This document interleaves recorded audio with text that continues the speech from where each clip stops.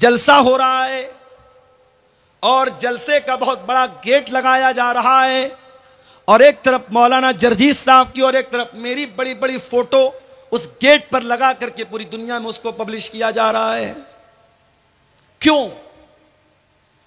लोग तो हमसे सवाल करते हैं।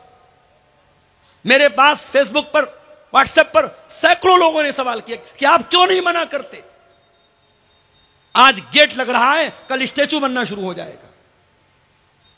बुराइयां इसी तरीके से मेरे भाइयों, बुराइयां जब शुरू होती हैं ना, बहुत छोटी शक्ल में होती हैं, फिर वो धीरे धीरे अंडे देती हैं, बच्चे देती हैं। पहले आपके कटिहार में जलसे नहीं होते थे, फिर धीरे धीरे जलसों के पोस्टर में, इश्तिहार में फोटो डालने का सिस्टम आया। मुझसे लोग फोटो मांगते हैं, जलसा कमेटी के लोग, मैं कहता हूं नहीं, मैं फोटो नहीं दूंगा। मगर आज के जमाने में फोटो हासिल करना कौन सा मुश्किल काम है। आप गूगल पे अब्दुल गफ्फार सलफी लिखे, बहुत फोटो आ जाएंगे आपके सामने। फोटो ले लिया लोगों ने, लेके पोस्टर पे डाल दिया। अब लोग तो मुझसे पूछते हैं, अब्दुल गफ्फार साहब आपने क्यों परमिशन दी, कोई जा। मैंने कहा भाई मैं मना करता हूं, मगर ये जलसे वाले माने तब तो। और अभी आपके इसी इलाके में एक प्रोग्राम होने वाला है और बड़े बड़े गेट पर कद आदम साइज का हमारा और मौलाना जरजीत साहब का फोटो लगा दिया लोगों ने। अब साहब वो लोग मुझसे पूछ रहे हैं कि आप लोग मौलवी हैं कि नेता हैं, क्या हैं आप। जिम्मेदारों से कहना चाहूंगा, जलसे की कमेटी के लोगों से कहना चाहूंगा, आप कोई राजनीतिक प्रोग्राम नहीं करते हैं, कोई पॉलिटिकल प्रोग्राम नहीं है। आप एक रिलीजियस फंक्शन, एक धार्मिक आयोजन, एक मजहबी प्रोग्राम करते हैं। और जब मजहबी प्रोग्राम करते हैं तो मजहब के दायरे में रह करके काम कीजिए। मैं हर तकरीर में बोल रहा हूं, सीमांचल के जलसों में पाई जाने वाली खराबियों पर शायद, मैं दावा तो नहीं करता हूं, शायद जितना मैंने बोला है शायद किसी दूसरे वक्ता ने, किसी दूसरे मुकर्रिर ने बोला होगा। ये औरतों का जमघट, ये लड़कियों और लड़कियों का सड़कों पर लाइन लगा करके एक दूसरे के सामने खड़ा होना, ये औरतों का, लड़कियों का बैठ करके खरीदारी करना, ये जवान लड़कियों का सज संवर करके प्रोग्राम में आना, मैंने हर बात को लेकर के टोका है, मना किया है, एतराज किया है। मगर वो कहावत है, भैंस के आगे बीन बजाओ, भैंस खड़ी पगुराए, भैंस की तरह हम और आप हो चुके हैं मेरे भाई। जिम्मेदार हो तो ये जिम्मेदारी आपके गर्दन पर एक बहुत बड़ी अमानत है। इस अमानत के बारे में सोचो मेरे भाई। जलसा करा रहे हो, जलसे के अंदर कोई ऐसा काम ना हो कि कल कयामत के दिन अल्लाह आपसे पूछे कि तू जलसे का सदर था, तू जलसे का सेक्रेटरी था, तू कमेटी में था, तूने ये काम क्यों होने दिया। और मैं ये भी बता दूं, मुझे मालूम है 500 लोग, 1000 लोग जलसे में आते हैं, इसमें ज्यादातर लोग इंटरटेनमेंट करने आते हैं, मनोरंजन करने आते हैं। किसकी तकरीर कैसी थी, बंगला वक्ता कैसा बोला, उर्दू वक्ता कैसा बोला, अब्दुल गफ्फार साहब कैसा बोले, फला साहब कैसा बोले, बस वो इसी मकसद के लिए आते हैं।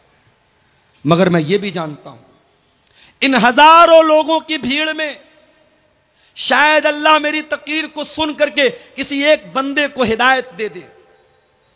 वल्लाह मैं नहीं जानता कि इस मैदान में मैं जो भी मेहनत कर रहा हूं, ये मेहनत अल्लाह के कबूल होगी कि नहीं। कल रात में उत्तर प्रदेश में सिद्धार्थनगर में प्रोग्राम था, नेपाल बॉर्डर के करीब, बनारस से 300 किलोमीटर दूर।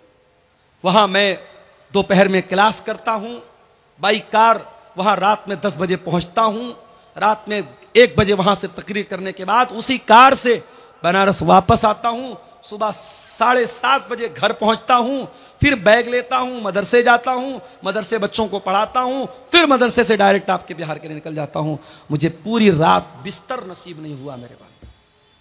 मैं ये नहीं कहता कि मैं बहुत कुर्बानी दे रहा हूं, लेकिन जो मेहनत हो रही है, हमें नहीं मालूम कि अल्लाह इसको कबूल करेगा। हम तो दुआ कर सकते हैं, उम्मीद कर सकते हैं मेरे भाई।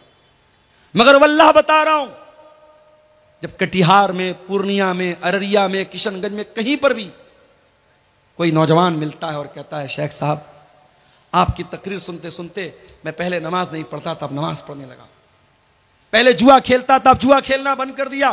पहले गलत लाइन में था, अब उस लाइन मैंने छोड़ दिया। ऐसा लगता है अय अल्लाह, ये रातों का जागना, ये आराम कुर्बान करना, ये लंबे लंबे सफर करना, ये अपनी जान को खतरे पे डालकर कोहरे के मौसम में इतने लंबे लंबे बाई रोड सफर करना, अय अल्लाह, शायद ये सफर, ये मेहनत अगर किसी एक बेनमाजी के नमाजी बनने से और किसी एक गलत इंसान के सही राह पे आ जाने से अगर ये मेहनत तेरी बारगाह में कबूल हो जाए तो शायद इसी के बहाने हमारा बेड़ा पार हो जाए। मेरे प्यारे भाइयों, जिम्मेदारी बहुत बड़ी चीज है। अल्लाह के प्यारे नबी के सामने कुरान पढ़ा गया, आप रोने लगे। क्यों? क्योंकि कयामत के दिन आपके सामने वो जो जिम्मेदारी होगी, उस जिम्मेदारी को याद करके अल्लाह के प्यारे नबी रोने लगे और आपकी आंखों से आंसू बहने लगे। नबी से मोहब्बत करते हो तो नबी की पसंद का ख्याल करो। नबी को कुरान पढ़ना बहुत पसंद था, नबी को कुरान सुनना बहुत पसंद था। और आगे बढ़िए, अल्लाह के प्यारे नबी फरमाते हैं, हुब्बिब इलैया मिन दुनियाकुम सलास, मुझे दुनिया में 3 चीजें बहुत पसंद हैं। अन्निसा, औरतें बहुत पसंद हैं। अब आप कहेंगे मौलाना साहब इसका क्या मतलब हुआ? अल्लाह के नबी ये क्यों कह रहे हैं मुझे औरतें बहुत पसंद हैं? इसका तो गलत मतलब भी कोई निकालने वाला निकाल सकता है। नहीं, नबी ने कहा कि दुनिया में औरतें पसंद हैं, इसका मतलब पहले समझ लीजिए कि अल्लाह के नबी क्या कहना चाहते हैं। पहले आप इतिहास उठाइए और उस जमाने की जुग्राफियाई हालात आप देखिए कि उस वक्त अरब की धरती पर औरत के साथ क्या सलूक होता था। लड़की पैदा होती थी, बाप अपने हाथों से ले जाकर के जमीन में गाड़ देता था। बाप मर जाता था, सौतेली मां से उसका बेटा शादी कर लेता था। शौहर मरता था, 1 साल तक औरत एक कोठरी में बंद कर दी जाती थी और 1 साल तक इद्दत मनाती थी और सोग मनाती थी अपने शौहर का। जानवरों की तरह, घोड़े और गधों और बैल की तरह औरत बिकती थी मार्केट में। मेरे प्यारे साथियों, उस सोसाइटी के अंदर अगर महिलाओं को उनका स्थान किसी ने दिया है, महिलाओं को का अगर उनका सही मकाम दुनिया को किसी ने बताया है, तो वो जनाब मोहम्मद रसूलुल्लाह सल्लल्लाहु अलैहि वसल्लम में आपने औरत का मकाम बयान किया। आपने कहा औरत अगर बेटी है तो उसका ये मकाम है, औरत अगर मां है तो उसका ये मकाम है, औरत अगर बहन है तो उसका ये मकाम है। नबी ने औरत की हर हैसियत को दुनिया के सामने बयान किया। इसलिए अल्लाह के नबी कह रहे हैं मुझे दुनिया में औरतों की मोहब्बत मेरे दिल में डाली गई है। औरत पर अत्याचार हो, औरत पर जुल्म हो, औरत को मारा जाए, औरत को पीटा जाए, यह मेरे नबी को पसंद नहीं है।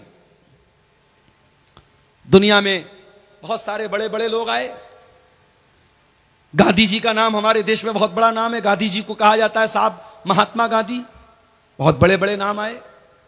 बड़े बड़े लोगों की एक पहचान ये होती है कि साहब वो ब्रह्मचारी होते हैं, औरत से दूर होते हैं, उनकी जिंदगी में बीवी बच्चे नहीं होते हैं।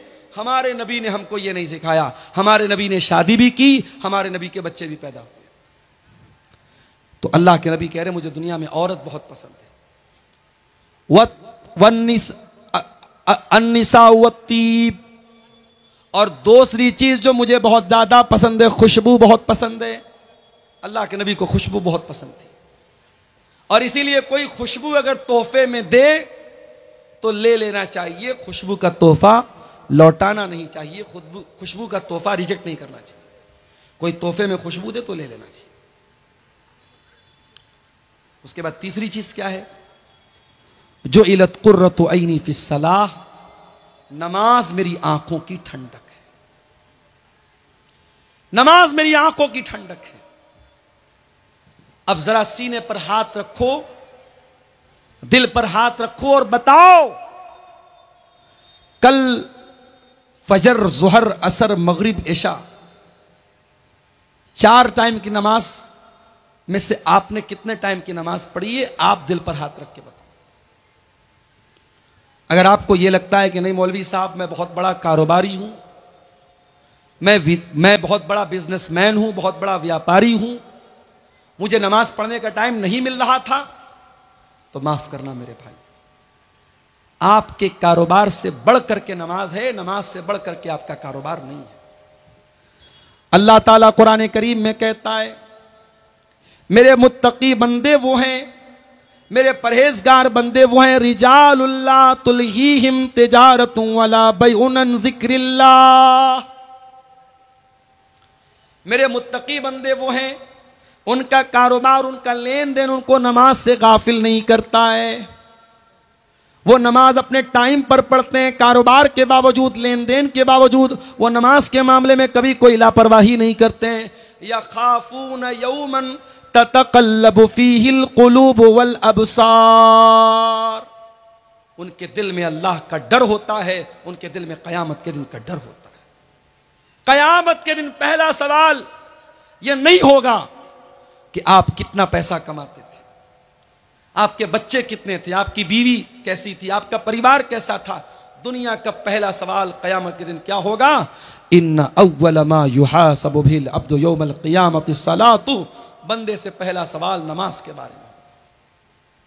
नमाज के बगैर जन्नती जन्नत में नहीं जाएगा, और बेनमाजी इसी बेनमाजी होने की वजह से जहन्नम में जाएगा। अल्लाह कुरान के 29वें पारे में कहता है, जब जन्नती जन्नत में चले जाएंगे, जहन्नमी जहन्नम में चले जाएंगे, जन्नती जहन्नमियों से सवाल करेंगे, मा सलककुम फी सकर। ऐ जहन्नमियों, तुम जहन्नम में क्यों आए? तुमने कौन सा ऐसा गुनाह किया था तुम जहन्नम में चले आए? क़ालू लम नकु मिनल मुसल्लीन। तो जहन्नमी जवाब देंगे, हम नमाज नहीं पढ़ते थे। मेरे भाइयों, अगर नबी से मोहब्बत करते हो, नबी को नमाज से बहुत मोहब्बत थी। नबी जब टेंशन में होते थे तो बिलाल से कहते थे, या बिलाल अरिहना बिस्सलाह, ऐ बिलाल नमाज के जरिए हमारे दिल को सुकून अता करो। मेरे नबी जब टेंशन में होते थे नमाज में खड़े हो जाते थे, मुसल्ले पर खड़े हो जाते थे। नमाज के जरिए बंदा अपने रब से सबसे ज्यादा करीब होता है।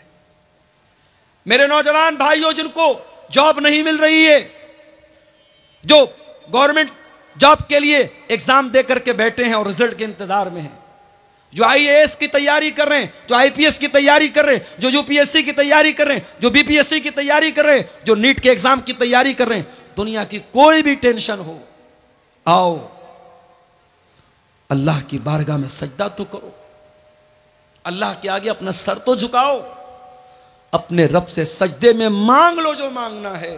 और खास तौर से रात में अगर टाइम मिले तो तहज्जुद की नमाज पढ़ लो मेरे भाइयों, और तहज्जुद की नमाज में सजदे में मांग लो अल्लाह से जो मांगना है। इंशाअल्लाह आपकी दुआ कबूल होगी। अक़रबु मा यकूनुल अब्दु मिन रब्बिही व हुवा साजिद। बंदा अपने रब से सबसे ज्यादा करीब अगर होता है तो सजदे की हालत में होता है। और आगे बढ़िए, अल्लाह के नबी को एक चीज और बहुत ज्यादा पसंद थी, और वो चीज क्या थी? शर्म व हया बहुत ज्यादा आपको पसंद थी। एक मर्तबा एक औरत आपके पास आई, औरत का नाम था फातिमा बिनते उक़बा। वो बैयत लेने के लिए आई। उसने आकर के, पर्दे के उस पार औरत है, इस पार अल्लाह के नबी हैं। वो कहती है, अल्लाह के नबी मैं बैयत करती हूं। नबी ने कहा बैयत करो, वो कहती है मैं बैयत करती हूं। आपने कहा बैयत करो, अल्लाह के साथ शिर्क नहीं करोगी। उसने कहा हम अल्लाह के साथ शिर्क नहीं करेंगे। आपने कहा चोरी नहीं करोगी। उसने कहा चोरी नहीं करेंगे। आपने कहा जिना नहीं करोगी। जब उस लड़की ने, उस औरत ने जिना का नाम सुना, हदीस के अल्फाज है, मुस्नद अहमद की रिवायत है, उस औरत ने अपने हाथ को अपने सर पर रखा। उसको बहुत हैरत हुई। इज्जतदार औरत, शरीफ औरत, अच्छे खानदान की औरत जिना के बारे में सोच भी नहीं सकती है। अय अल्लाह के नबी, आप मुझसे बैयत लेना चाहते हैं, मैं तो जिना के बारे में सोच भी नहीं सकती।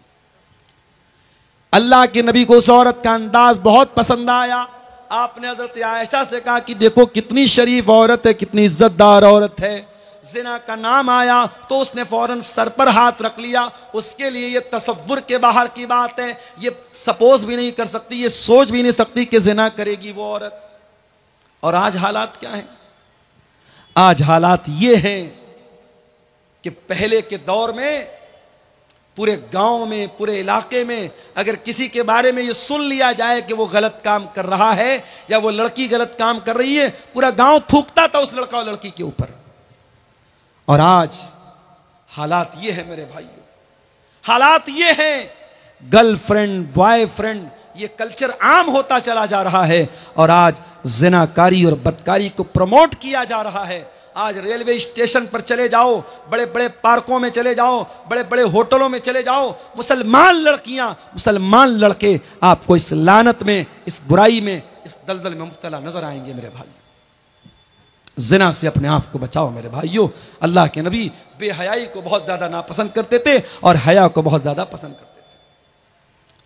और आगे बढ़िए, अल्लाह के नबी को एक चीज और बहुत ज्यादा पसंद थी और वो चीज ये थी कि अल्लाह के प्यारे नबी कभी किसी को ना नहीं करते थे, सखावत बहुत करते थे। अल्लाह के नबी बहुत सखी थे। आप बहुत पैसे वाले तो नहीं थे, बहुत दौलत वाले तो नहीं थे, मगर जितना अल्लाह ने नवाजा था आप अल्लाह की राह में खर्च कर देते थे।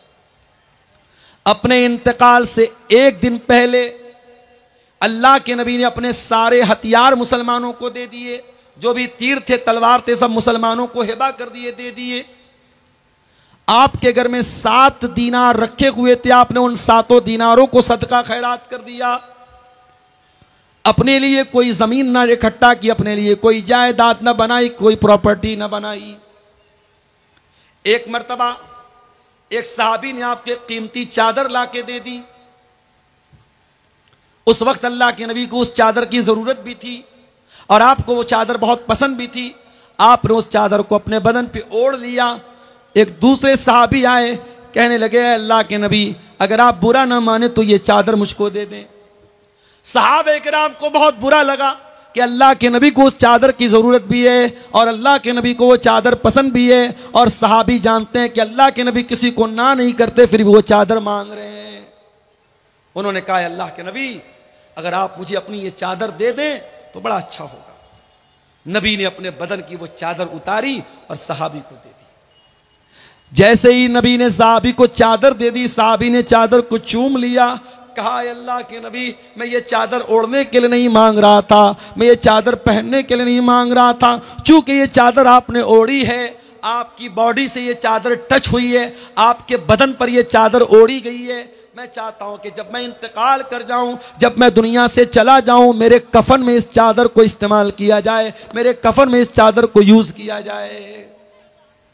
मगर मसला याद रखिएगा, नबी के बदन को अल्लाह ताला ने बरकत वाला बनाया था और नबी के बदन से तबर्रुक हासिल सहाबे किराम करते थे। अब किसी ऐरे गैरे नत्थू खैरे आज के दौर के किसी आलिम, किसी इमाम, किसी पीर, किसी बुजुर्ग को यह अधिकार नहीं है कि उसके बदन को लोग बरकत वाला समझें और उसके बदन का उतरा हुआ कपड़ा उसको लोग बरकत वाला समझ के पहने। इसकी इजाजत नहीं है। यह चीज नबी के साथ खास थी, सहाबा के साथ खास थी। सहाबा नबी के बदन को बरकत वाला समझते थे और नबी ने उनको मना भी नहीं किया। बाद में किसी के इंसान के लिए इसकी परमिशन नहीं दी गई।